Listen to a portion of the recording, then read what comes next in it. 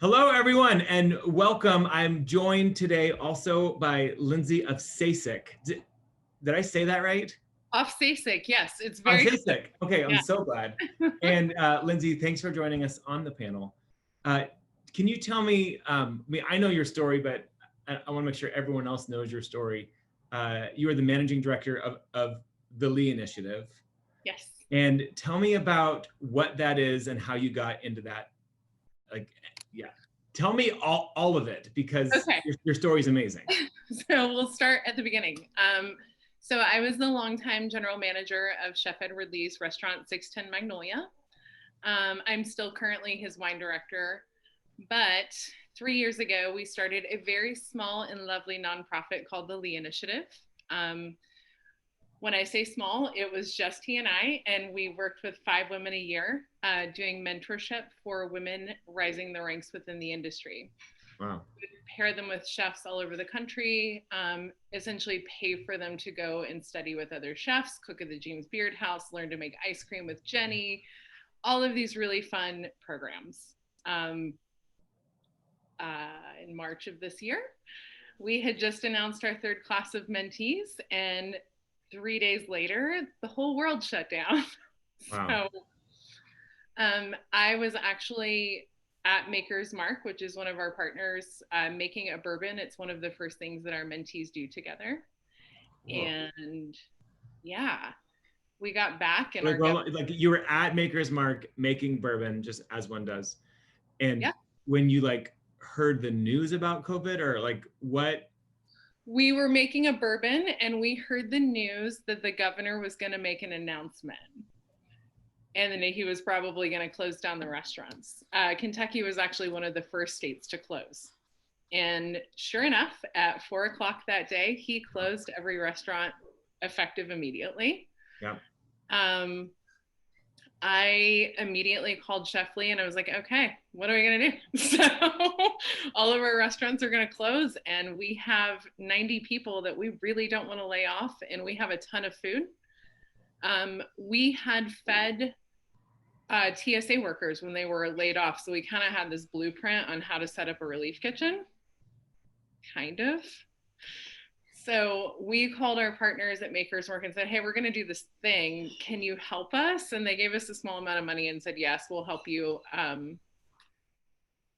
We cooked all the food in our building, and we had a bunch of volunteers, and we put a post on Instagram the next morning. Yeah, we also stocked a grocery store. We had everything from formula and diapers to toilet paper that no one could get. And the next morning, 300 people showed up to get food in an hour. It was devastating and shocking, and it was all people that had just lost their jobs to no fault of their own, and historically don't have a safety net. So our partners are really awesome, and they said this is going to happen all over the country. Yes. They had all of these marketing budgets across the country for on-premise events that would be canceled, but so they just scraped the budget and they gave us funding to launch in 20 cities over 2 weeks. So we were able to do $50,000 infusions into restaurants to say, don't fire your staff, don't lay them off. Every food bank is busting at the seam. Call American Airlines, call Omni, they all have food. So we were able to form this network of 20 chefs that helped us open relief kitchens within 2 weeks. And we thought that would last for, 3 weeks maybe. And we kept them all open for almost 3.5 months. Wow. And so including one right down the street here with Eduardo, you guys opened at Soare. Yes. Yeah. He was an amazing partner to work with. He was actually the second kitchen that we had open. So Seattle was early on the list. We were the first city to shut down. Yeah, I think we were right after you. So it was a really crazy time. We like to say that we were building a plane while flying it, and Edward and I were sleeping in shifts and spending nights researching, because there were no guidelines at that point on how to keep people safe. Right. No idea what we were doing. So we were, calling partners and setting up funding and trying to organize getting food from one place to another. That's always a fun thing to do. And researching CDC guidelines at night. But I can say of all of our kitchens, to our knowledge, we only had one case of COVID. Wow. Yeah. Hey, that's incredible. Yeah. So we're really grateful for that. And then, as restaurants started to reopen in a wave, we started the Restaurant Relief Reboot Program, the year of re. And so we went to our partners and said, what can we do to help you reopen? A lot of them are really freaked out about, the products that they were going to have to use. They had all been closed. And, everyone knows that using small sustainable farmers and quality product is very expensive.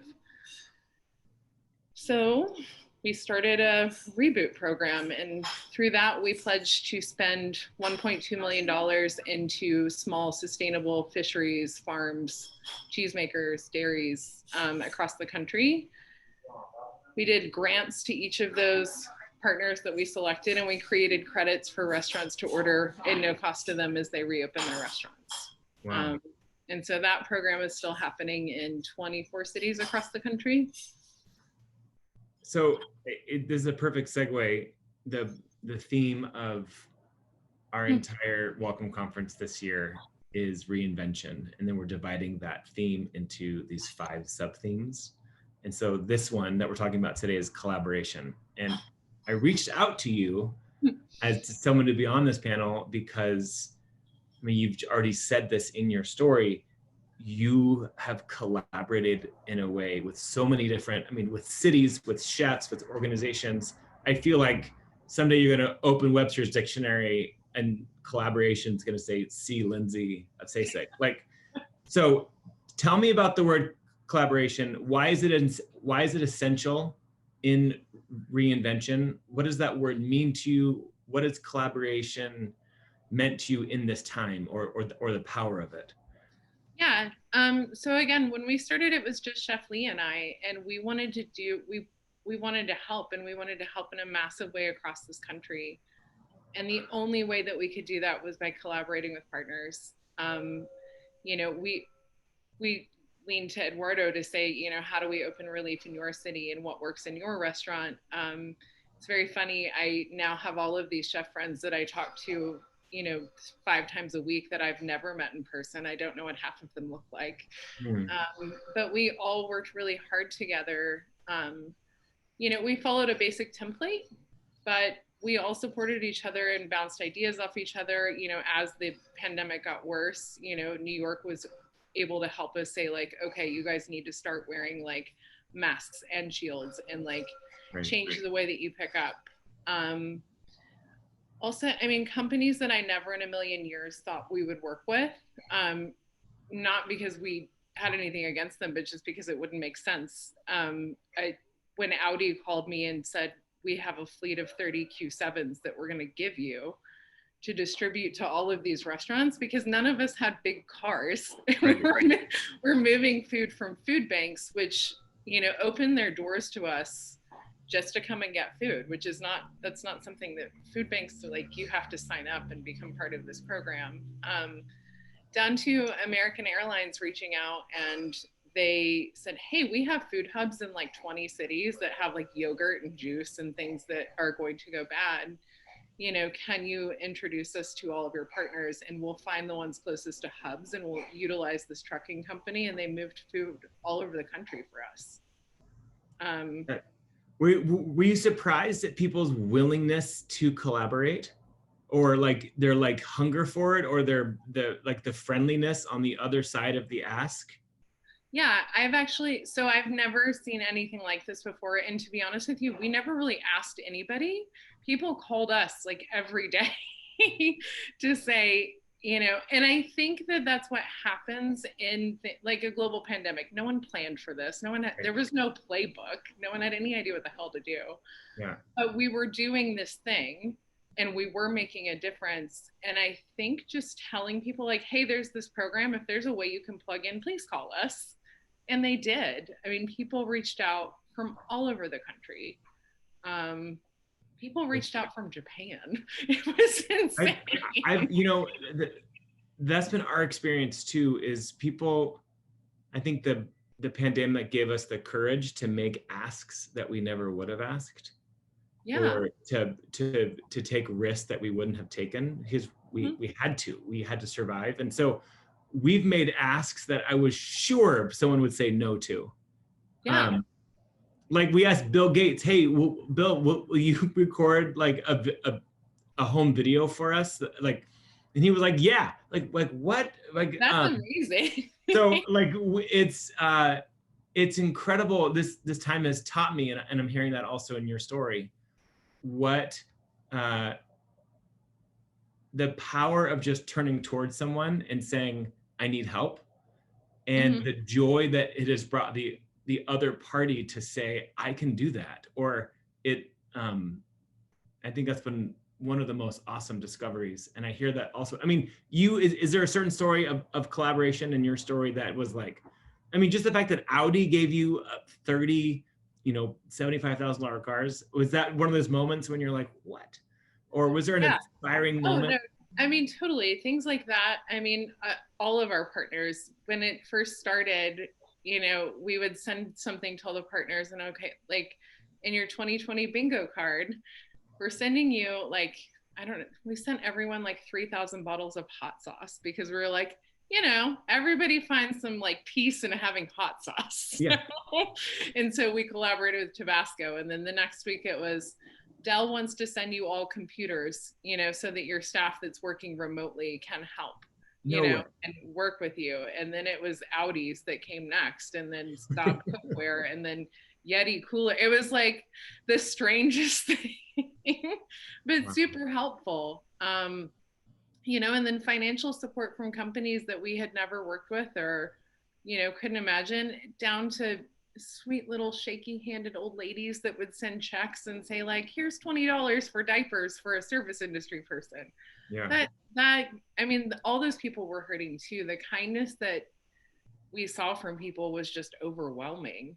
And again, I think a lot of that had to do with, we mobilized really quickly and people wanted to help and nobody knew how, and we just gave them an option. As our industry is going to start, I mean, hopefully, transitioning to reopening, it will happen. It just may not happen as soon as we all hoped and maybe needed it to.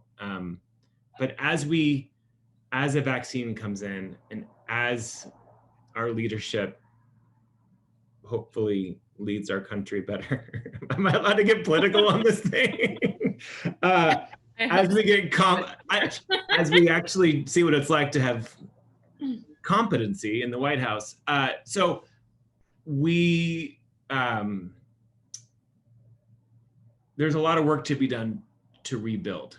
Do you think collaboration will play a role, will have to play a role? Do you have advice for restaurants that are gonna try to go on this journey of reopening and the types of collaborations that they should look out for? Things, yeah. You have any thoughts on that? Yeah, I mean, so we talk about this a lot. Like our whole goal next year is like expanding our mentorship programs and working with kids and doing some more culinary training and like focusing on mental health. And I mean, given the option, anyone who worked in this industry, like, yes, we were all fighting to change it and to like kind of improve some situations that were happening within our industry. Given the chance to do these small steps, everyone would take that. We were not given that option. COVID broke the whole fucking industry. So why shouldn't we rebuild in a way that we were all striving for to begin with? You asked about collaboration. I forgot one that I really, valued and enjoyed. 2 weeks into running a relief center, we looked around at our staff and realized like half of them were like having a breakdown. It was, it was really hard. I mean, they were seeing people that, had never, watching people accept aid for the first time who've never done it is like a truly emotional experience. And it's hard. You think about it when you go home. And so we collaborated with a healthcare company called Humana, who all of a sudden started a community response line that had free mental health care, free like rent support, like all of these services where if they didn't know how to help you, they had a team of people that would find that for you. Highly recommend that service for That yourself. is so cool. And they did it without, they didn't hesitate, and they did that for us. We were able to send that all across the country. The national company was Humana, so we sent it to all of our partners. That was extremely helpful. Listen to your staff, build your community. And ask for help. Like when this happened, I had no idea that we had every single resource in our community to make this work. And we did. We just had to ask for it. So yeah, again, ask people for help. Yeah. It's hard to do, and chefs are the worst at it. It's true. Yeah. It's true. Okay. What behaviors in your life have come up this year that are things you want to continue when we get back to some level of normalcy? Yeah. So I have become very close with our staff and learned much more about their personal lives and their families. We take time every single week to check in on everybody and see how they're doing mentally, give them time off when they need it. It's, historically in restaurants, it's so hard. You feel guilty for asking off work. Mm-hmm. And now we demand it of our staff. Like when you get, like, it's your job to tell me. Like, you don't actually have to ask me. You just have to tell me that you need time off. And I would like to see that continue. I actually have a 4 and a 6-year-old child who I've gotten to spend much more time with. Me too. Yeah, it's really fun. Yeah, I don't work nights anymore. Yeah, I know. And I'm like, how do I ever go back? Because I have dinner with my family every night of the week. It's really something. But yeah. I have dinner with my family, but I also cook with my kids. Not something that I did very often, I just didn't really have time. So my oldest is 4. I have a 4, a 2, and an 8-month-old. Oh, wow. We're almost to cooking. It's kind of a disaster. Like we can do Christina's baking show. Like that's fun with the 4-year-old, but I can't wait till they get older. We get to cook more. But yes, sorry. Investing in your staff, caring more about their emotional and mental health, demanding that they, that's awesome. I care about their time now. I hope that's a shift nationwide among restaurants. I mean, I do too. And I mean, we've sort of pivoted to this model, like I said, where you don't have to ask off. You just have to tell me that you're leaving. Like, it's not a question. And I would really like to see that carry on in restaurants. I mean, people tell you when they need to go, and they probably do. Yeah. So, yeah. Okay, final question. We're obviously not out of the woods yet. In fact, maybe we're more in the woods than ever. But what is giving you hope today? What is giving you hope right now? What is helping you have a vision for a brighter future? I mean, honestly, probably, it's pretty better leadership. Better leadership in this country. I mean, not to be super political, but after the election, like, you could feel the weight of the world lift off so many people. It was so much, and not being afraid all the time. The hope for the vaccine, of course, I hope that, maybe our country and our people will come up with a plan for how to deal with this in the future if it happens. It'll probably happen again. It probably will. But hopefully next time it doesn't completely catch us all off guard. And we know that we can work together. I'm hopeful to rebuild an industry that we want. I would like to see some of the toxic behaviors and patterns from the past go away, and I would like to see more restaurant. We're back open. We're in Kentucky. We're open 3 or 4 days a week. Our staff is really happy and healthy with us. Yeah. No, that's the beauty of brokenness is, even though there's so much pain, you get the gift of rebuilding it better. Yeah. And that gives me hope. That's for sure. Well, Lindsey, that's it. Thank you.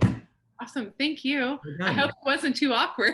No, it's perfect. You're not awkward at all. You're lovely. Oh, thank you. We should hang out in Kentucky sometime, or Seattle. But